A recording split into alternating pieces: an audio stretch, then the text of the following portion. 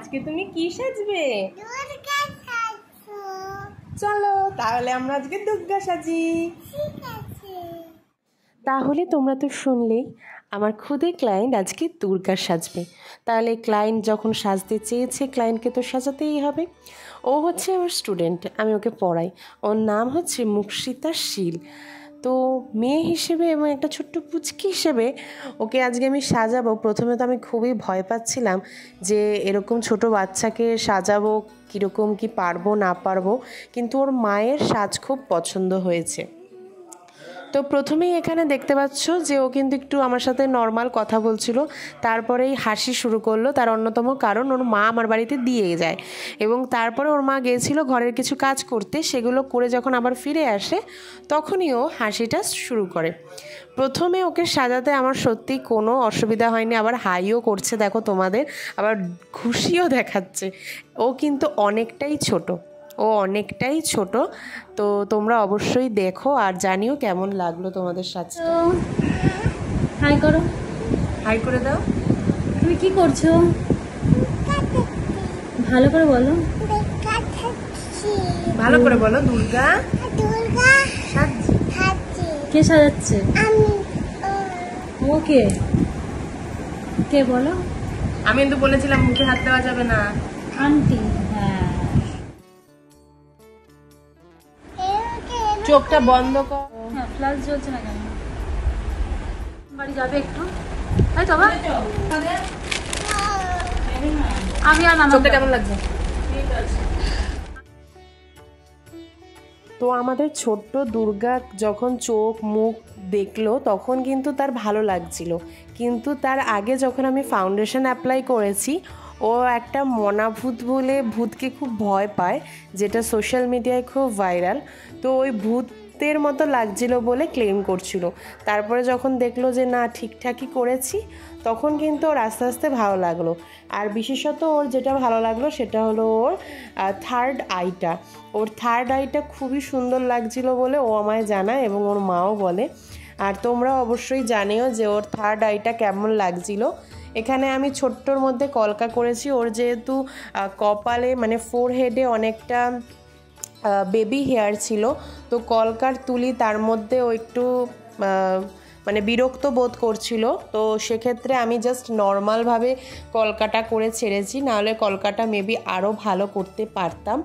তো এখানে দেখো আমি ওর নোজটাকে ড্র করে নিচ্ছি। আর এখানে তোমরা অবশ্যই জানিও যে ওর আইটা কেমন হয়েছে। ও কিন্তু অনেকটাই ছোট, মাত্র 2 বছর 7 মাস বয়স।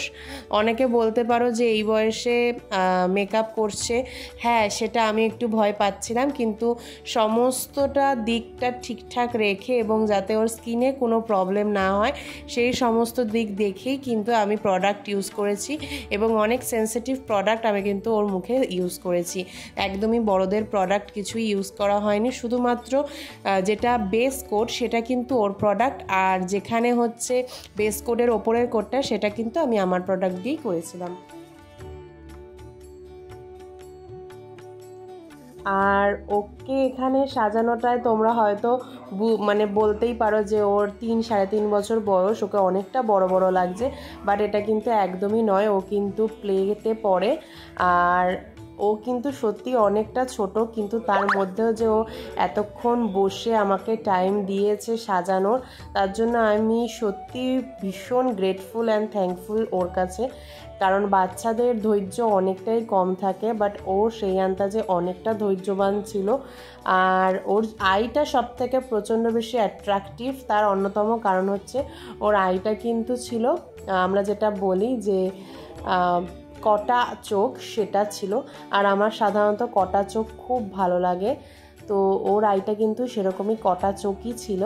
তাই জন্য আমি ওর থার্ড আইটাকেও ওরকমই করার চেষ্টা করেছি, কিন্তু থার্ড আইয়ের যে পোর্শনটা ওটা একটু বেশি ইয়েলোইশ ব্রাউনিশ হয়ে গেছে, বাট ওটা কিন্তু পুরোপুরি গ্রেইশ একটা কালার আইটার।